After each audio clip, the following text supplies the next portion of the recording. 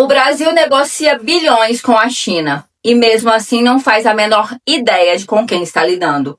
Eu vou te falar uma coisa que pouca gente no debate público brasileiro tem coragem de admitir. O Brasil negocia com a China, mas não compreende a China. E isso é gravíssimo, porque uma coisa é vender soja, outra coisa é entender uma civilização-estado que pensa em décadas, organiza cadeias, disputa tecnologia, infraestrutura, energia, inteligência artificial e redes de poder.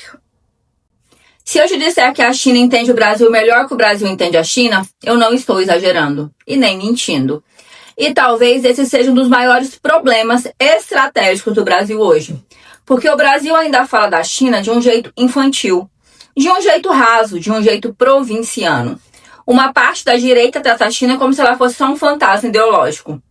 Uma parte da esquerda trata a China como se ela fosse uma fantasia romântica. E os dois lados erram, porque a China não é nem caricatura de Guerra Fria, nem conto de fadas anti-ocidental. A China é um projeto histórico de poder. Enquanto o Brasil discute a China como torcida, a China olha para o Brasil como ativo estratégico. E presta atenção nisso que eu vou te contar agora. A China já é o principal parceiro comercial do Brasil há mais de 15 anos. 15 anos. Em 2024, ela respondeu por 28% das exportações brasileiras e por 41,4% do superávit comercial do Brasil. Em 2025, a corrente de comércio entre Brasil e China bateu 171 bilhões de dólares. Repete comigo? 171 bilhões de dólares. Só em exportações brasileiras foram mais de 100 bilhões de dólares. O superávit brasileiro nessa relação ficou em mais de 29 bilhões de dólares. Ou seja, a China não é importante para o Brasil. A China é estrutural para o Brasil. E mesmo assim, o Brasil ainda trata essa relação como se estivesse lidando com um comprador gigante de commodities. Esse é o erro.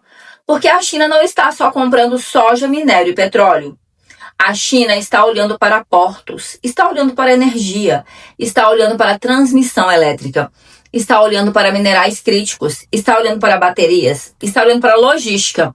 Está olhando para carros elétricos, está olhando para infraestrutura, está olhando para dados, para cadeias produtivas. A China não quer só comprar o mundo. A China quer organizar o mundo ao redor da sua capacidade industrial, tecnológica e financeira. O Brasil ainda acha que está vendendo bem. E é aqui que mora a ingenuidade brasileira. Sim, o Brasil tem superávit com a China. Sim, isso ajuda as contas externas. Sim, isso sustenta parte importante do agro, da mineração, do petróleo e da arrecadação indireta. Mas existe uma pergunta muito mais séria. O que exatamente o Brasil está vendendo e o que exatamente o Brasil está comprando? Porque esse é o tipo de pergunta que separa um país exportador de um país estrategicamente soberano. O Brasil vende em grande parte soja, minério de ferro, petróleo bruto, celulose e carne. A China vende para o Brasil máquinas, eletrônicos, equipamentos industriais, componentes, insumos químicos, tecnologia embarcada e produtos de maior densidade industrial. Traduzindo de forma brutal, o Brasil entra com natureza, a China entra com complexidade. E isso, no longo prazo, é uma hierarquia. Pode ouvir isso, mas é a verdade. Porque o país que exporta base primária e importa densidade tecnológica fecha bem o mês, mas continua vulnerável no século. E é por isso que o Brasil ainda não entendeu a China. Porque a China, para entender a China, não é saber que ela compra soja.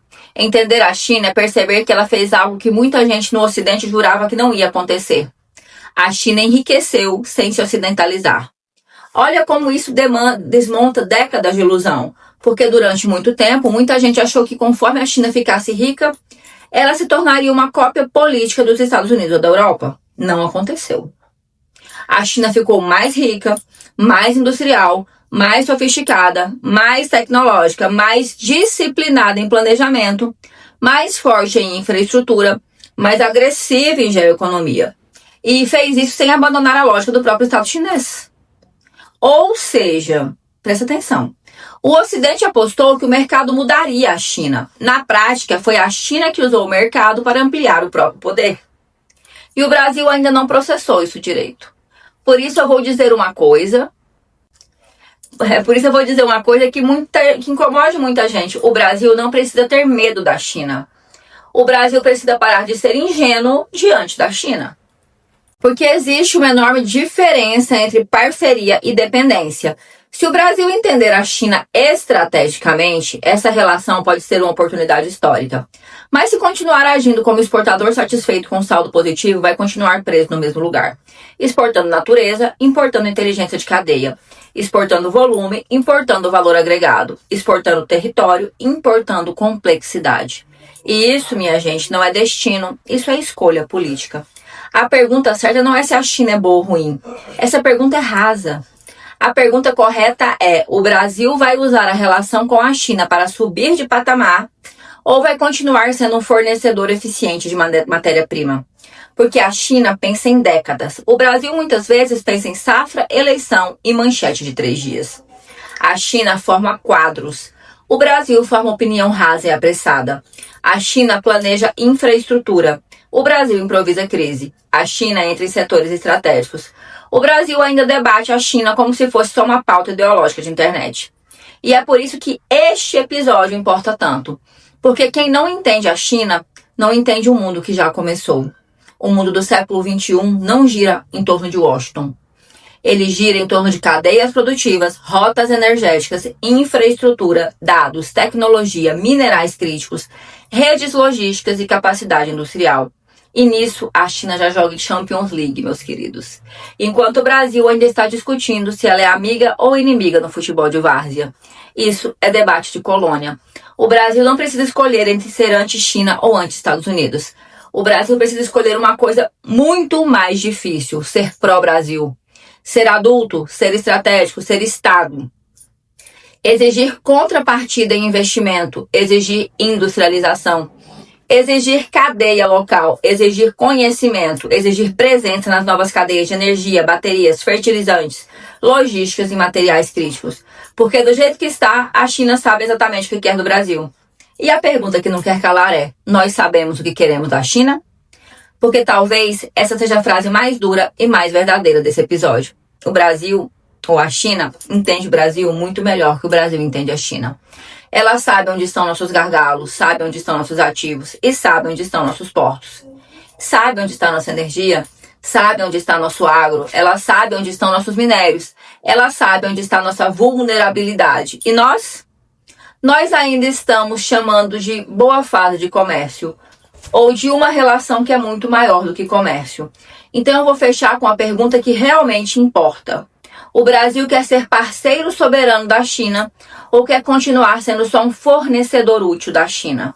Porque no século XXI, quem não entende a China não entende o poder, não entende a economia, não entende geopolítica e, principalmente, não entende o próprio Brasil.